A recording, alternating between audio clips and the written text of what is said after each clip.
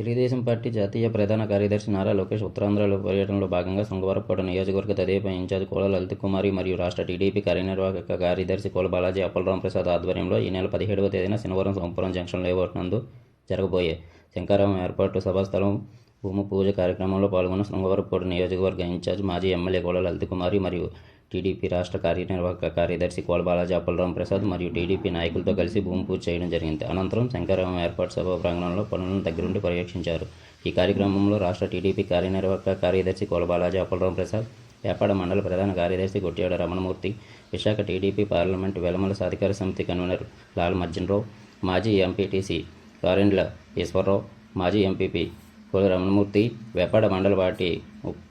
ఉపాధ్యక్షులు పోతుల వెంకటరమణ, మాజీ ఎంపీటీసీ మల్లా రామకృష్ణ, అగిరెడ్డి వెంకటరమణ, వేపాడ ఎల్కోట మండల తెలుగుదేశం పార్టీ నాయకులు, కార్యకర్తలు మరియు తదితరులు పాల్గొన్నారు. అక్షాధిపం ప్రయచ్చామి దేవాయ పరమాత్మనే రాహ్యమాన్ నరకాద్వారా విద్యుతమోస్తే సాక్షాధిపం దర్శ్యామి డోపడోపానంతరే శుద్ధాత్మనం బ్రహ్మానందం పరమసుఖదం కేవలం జ్ఞానమూర్తం నందాతీతం ఘనసదృశం తత్వమస్యాదివిష్ణుయేకం నిత్యమలం సులగ్నే సవదాన శ్రీలక్ష్మీనారాయణ సవదాన ఐ ముహూర్త సుముహూర్తస్తు స్పష్ట